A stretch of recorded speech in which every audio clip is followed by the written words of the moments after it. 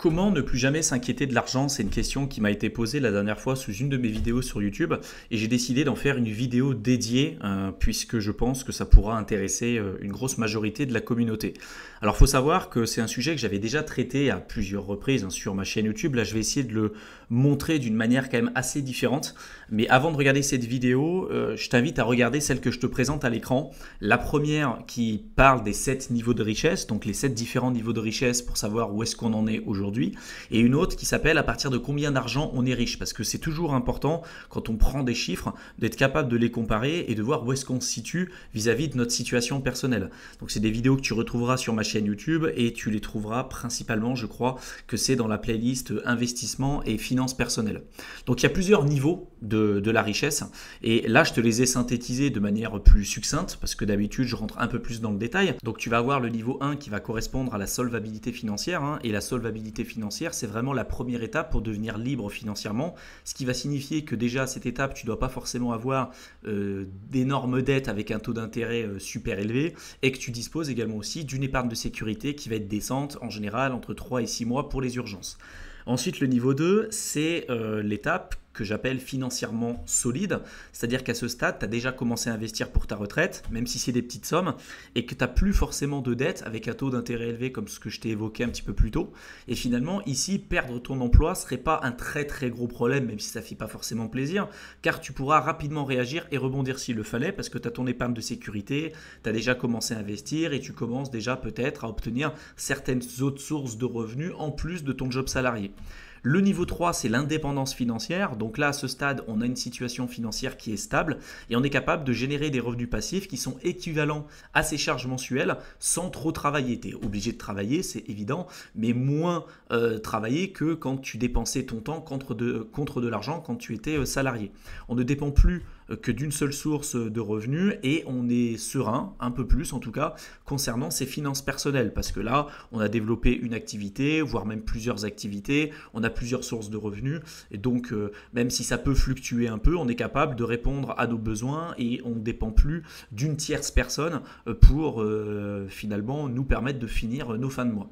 Le niveau 4, c'est celui qui nous intéresse et qui fera le sujet de cette vidéo, c'est celui de la liberté financière. Et là, clairement, quand tu as atteint la liberté financière, tu n'es plus obligé de travailler. Ton portefeuille il est assez gros pour te permettre de vivre la vie que tu souhaites, tout en continuant d'investir et d'épargner. Tu peux même partir en vacances toute l'année et revenir plus riche qu'au tout début. Ça, c'est ce qui fait rêver énormément de personnes et c'est vraiment la réalité de ce que tu peux faire derrière. Ça prend du temps, c'est pas simple, mais il y a des choses que tu peux mettre en place et je vais essayer de te donner quand même quelques chiffres dans la suite de cette vidéo pour te permettre d'aller beaucoup plus loin. Donc ce qu'il faut savoir, c'est que le stade de la liberté financière, tu peux être capable, par exemple, quand tu génères un portefeuille suffisamment grand, il y a des méthodes qui existent sur Internet, et je t'en avais déjà parlé sur cette chaîne YouTube, qui te disent, tiens, tu peux être capable de retirer, par exemple, 3% de ton portefeuille par an pour soutenir ton niveau de vie. C'est à partir de là que tu es libre financièrement. Il y a des gens qui vont considérer comme moi que la liberté financière, c'est autre chose. Moi, je considère, par exemple, que la liberté financière, elle est atteinte à partir du moment où tu as des sources de revenus passifs qui sont supérieures à peu près à 6 fois les montants mensuels dont tu as besoin pour vivre ton niveau de vie. Voilà. Tu en as d'autres qui diront que c'est à partir de 2 fois, d'autres à partir de 3 fois. Ça va dépendre de plein de facteurs différents. Globalement, on considère que tu peux vivre ta vie comme tu le souhaites avec des revenus qui sont plus ou moins passifs. Ça peut être les dividendes, ça peut être la bourse, ça peut être le business en ligne, même si ce n'est pas ultra passif non plus. Tu vas avoir l'immobilier, tu peux avoir les cryptos. Bref, il y a plein de moyens aujourd'hui de pouvoir développer ton capital. Et donc, tu en as certains qui vont te dire, tu es libre financièrement à partir du moment où tu es capable de vivre avec 3% de ton portefeuille, parce que si tu investis sur les marchés financiers, en moyenne, on est entre 7 et 10% de rendement annualisé. Donc, si tu es capable de vivre avec 3% de ton portefeuille, a priori, tu arriveras à continuellement développer ton portefeuille et toi, vivre le train de vie que tu souhaites. Donc, c'est une première manière de voir la liberté financière, et sachant que toi, tu pourras avoir une définition aussi qui est différente, évidemment. Donc là, je t'ai mis un tableau qui représente d'un côté, sur la gauche, les montants du portefeuille donc à gauche, les montants du portefeuille et en haut, les pourcentages de retrait annuels et ce que ça représente en fait, si tu veux, en termes de revenus. Donc tu vois, si tu as par exemple un portefeuille de 750 000 dollars et que tu retires 3% de ton portefeuille, ça veut dire que tu retires 22 500 dollars de revenus.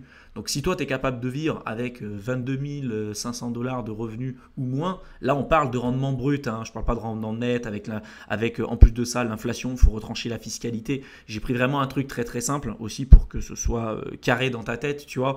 Mais après bien évidemment il y a aussi d'autres charges à retirer. Donc ça c'est un point important à prendre en compte. Mais tu vois, si tu as un capital aujourd'hui de 750 000 dollars et que tu es capable de vivre avec, je sais pas, 10 000 euros par an ou 12 000 euros par an, donc 1 000 euros par mois, on peut considérer que tu es libre financièrement. Si tu considères que la liberté financière, du coup, c'est celle que je t'ai présentée à l'écran avec 3% de ton capital que tu retires de ton portefeuille long terme. Si c'est trop petit, hein, parce que vivre avec 1 000 euros par mois, si tu as des enfants et tout, c'est quand même assez compliqué, et puis tu peux clairement pas faire ce que tu veux, peut-être que ce ne sera pas suffisant, tu vois. Et du coup, le tableau, il va un peu plus loin. Il te dit, tiens, si tu retires 4%, du coup, tu peux retirer 30 000. Si c'est 5%, c'est 37 000. 6%, c'est 45 000. 7%, c'est 52 000. Et pourquoi, en fait, il y a des couleurs? C'est que les marchés financiers, ils fluctuent énormément. Tu vois, en général, comme je te l'ai dit, on considère qu'on a des belles performances entre 7 et 10% annualisés sur du très long terme. Mais si tu commences à retirer 6-7% tous les ans sur ton portefeuille, tu peux avoir des années où au lieu de faire 7% de rendement ou 10% de rendement, tu vas faire 2 ou tu vas perdre 10% aussi. Tu as des volatilités à la baisse. Donc si tu retires et que tu retires toujours plus d'argent que ce qui est capable de générer ton portefeuille, à un moment donné, tu vas avoir ton capital qui va faire que baisser et à un moment donné, tu te retrouveras sans rien. Donc tu vois, après, plus tu vas augmenter en termes de capital, plus tu peux te permettre d'être conservateur sur tes attentes. Tu as quelqu'un qui va avoir un portefeuille par exemple de 2 millions et qui retire 3% de son capital par année, tu vois, c'est 60 000 euros. 60 000 euros, même si tu retranches l'inflation, même si tu retranches la fiscalité, tu peux arriver à vivre de manière décente. 4%, c'est 80 000, tu vois. Si c'est 4 millions, 3%, c'est 120 000, tu vois. Bon, c'est pour donner des exemples, pour que tu puisses te rendre compte de ce qu'il y a derrière et vraiment que tu puisses mettre des chiffres. Donc ce que je t'ai mis juste en dessous, c'est que si tu as besoin de 60 000 dollars ou 60 000 euros, peu importe, de revenus passifs par exemple, ton portefeuille devrait valoir plus de 2 millions de dollars à condition de respecter les fameux 3% de retrait comme ce que je t'ai présenté un petit peu plus tôt. Donc finalement, comment devenir financièrement libre? J'ai fait des centaines de vidéos sur cette chaîne pour t'expliquer le raisonnement qu'il faut qu'il y ait derrière et l'équation elle est très simple. Plus tu gagnes d'argent, plus tu as un niveau de vie bas, plus tu peux augmenter ta capacité d'épargne, plus ensuite tu vas pouvoir augmenter ta capacité d'investissement. Et donc plus tu investis intelligemment et en faisant attention à ce que tu fais, plus tu vas pouvoir accélérer ton indépendance et ta liberté financière.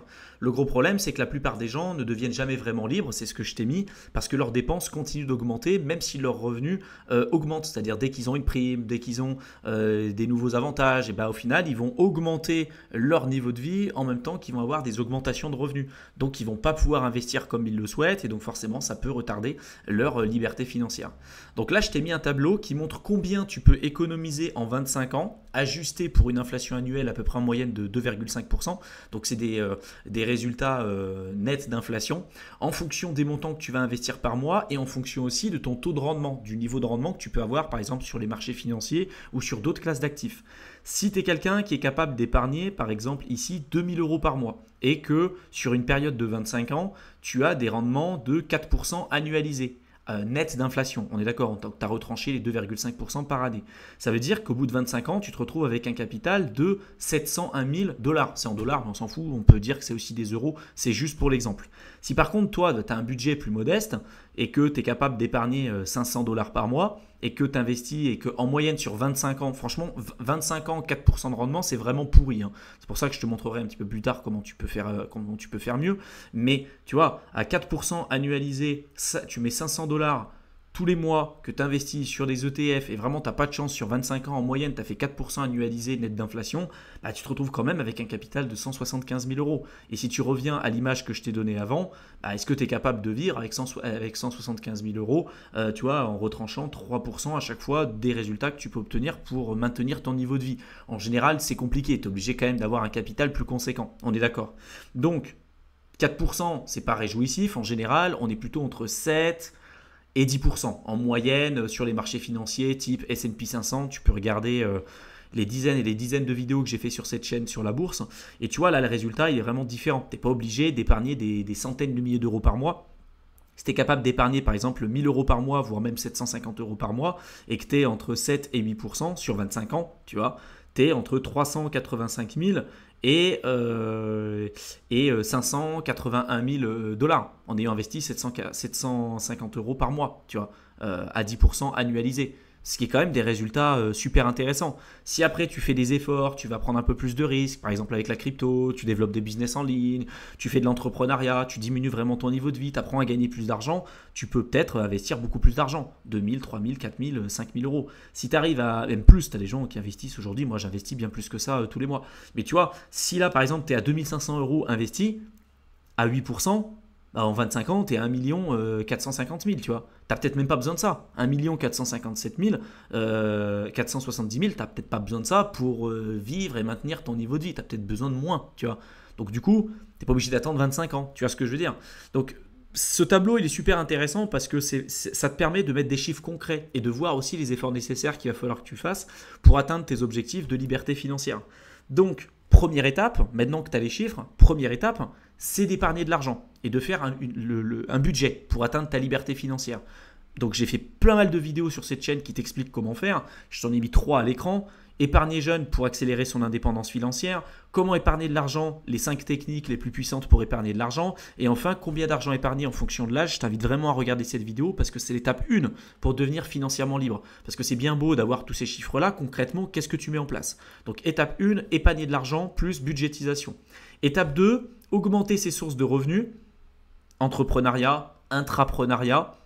L'intrapreneuriat, c'est entreprendre dans ton job salarié, mais prendre de responsabilités, négocier ton salaire, etc. Et tu n'es pas obligé de commencer très gros, tu peux commencer petit, c'est super important. Étape numéro 3, c'est ne pas augmenter son niveau de vie et augmenter au maximum son épargne et sa capacité d'investissement. Après, on est d'accord aussi, hein, on n'a qu'une vie, donc l'idée, c'est pas de vivre comme un ascète ou comme un moine Shaolin pendant des années et passer complètement à côté de ta vie. Mais tout ce que tu ne mettras pas dans ton lifestyle, c'est tout ce que tu pourras utiliser pour investir et obtenir des résultats qui seront intéressants pour atteindre ton indépendance et ta liberté financière.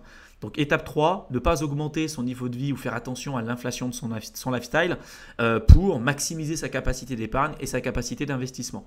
Étape numéro 4, faire des investissements. Investir, c'est super important en bourse, en crypto, développer un business, peu importe, tu peux investir dans ton business. Il y a plein de choses que tu peux faire. J'ai fait des centaines de vidéos sur cette chaîne que tu retrouveras. Il y en a certaines que je te mets à l'écran, notamment si tu veux investir via l'investissement passif et la gestion indicielle en bourse qui fonctionne très très bien. Par exemple, je t'ai mis une vidéo à l'écran qui s'intitule Pourquoi investir dans les ETF. Tu les retrouveras dans la playlist bourse. Je t'en ai mis une sur les ETF équipondérés, le coût des ETF. Je t'ai mis également aussi investir en bourse, quel portefeuille choisir, comment créer le meilleur portefeuille d'ETF. Vraiment, en regardant mon contenu sur les différentes playlists, ça te permettra d'aller beaucoup plus vite, beaucoup plus loin et de rapidement aller à l'essentiel. L'étape numéro 5, c'est de ne pas se décourager, vraiment avoir une vision long terme et se fier au processus. Étape numéro 6, continuellement se former. Ne rien considérer comme acquis, tout remettre en cause, garder l'esprit ouvert, parce que s'il y a bien une vérité que je peux te dire depuis le temps que je m'intéresse à l'entrepreneuriat, à l'investissement et tout ce que je te présente sur cette chaîne YouTube, c'est qu'il n'y a aucune vérité absolue et tu te rendras compte que plus tu apprendras, plus tu t'éveilleras sur des sujets, plus tu te rendras compte à quel point c'est complexe et plus tu te rendras compte également aussi à quel point tu ne sais rien. Et la seule vérité absolue, c'est que on ne sait rien, on est là pour apprendre et c'est pour ça aussi que j'ai appelé ma chaîne YouTube Éternel étudiant. C'est pas pour rien. Donc je t'invite aussi à regarder d'autres vidéos que j'avais pu présenter sur ma chaîne YouTube, comme par exemple l'histoire de Ronald Reads, parce qu'il y a beaucoup de personnes qui se disent ouais mais moi je peux pas beaucoup investir, la liberté financière c'est pas pour moi parce que j'ai un salaire qui est modeste et tout. Je t'ai pris l'histoire de quelqu'un qui est réel, qui s'appelle Ronald Reads, qui est devenu millionnaire après avoir investi sur le long terme en bourse en mettant en place les intérêts composés, et c'est vraiment quelqu'un qui n'avait pas un salaire extraordinaire et qui à mon avis n'avait pas accès à toutes les connaissances et toutes les informations auxquelles toi tu as accès à l'heure actuelle. Donc vraiment regarde ce contenu sur ma chaîne YouTube et également aussi regarde la vidéo qui s'appelle Indépendance financière, les choix à faire dès maintenant. Je t'explique mon parcours, je t'explique comment moi j'ai fait à travers mon histoire pour atteindre la liberté financière en moins de 5 ans en partant de zéro, et tu verras, je te donne des chiffres, je te présente tout mon parcours et mon histoire et je suis pas issu d'une famille d'entrepreneurs, je suis pas issu d'une famille d'investisseurs, j'ai même pas fait des études à la base dans la finance, dans l'entrepreneuriat ni quoi que ce soit. Et je peux t'assurer que si j'ai réussi à faire ça, certes ça a demandé énormément d'efforts, ça a demandé énormément de sacrifices, mais c'est également aussi accessible à énormément de personnes. Donc vraiment, sois curieux, regarde les infos que je t'ai données et le plus important, passe à l'action. J'espère en tout cas que cette vidéo t'aura plu, qu'elle t'aura intéressé, qu'elle t'aura été utile. Si tu veux aller plus loin sur le domaine de l'indépendance, de l'investissement et de la liberté financière, je t'ai préparé un programme de formation offert que tu peux rejoindre simplement en cliquant dans le lien que je t'aurai mis dans la description de la vidéo. Tu verras à cliquer dessus, tu rentres ton adresse mail et je t'enverrai le contenu dans ta boîte de réception. Je te souhaite une excellente fin de journée et je te retrouve dans une prochaine vidéo. Allez, à bientôt.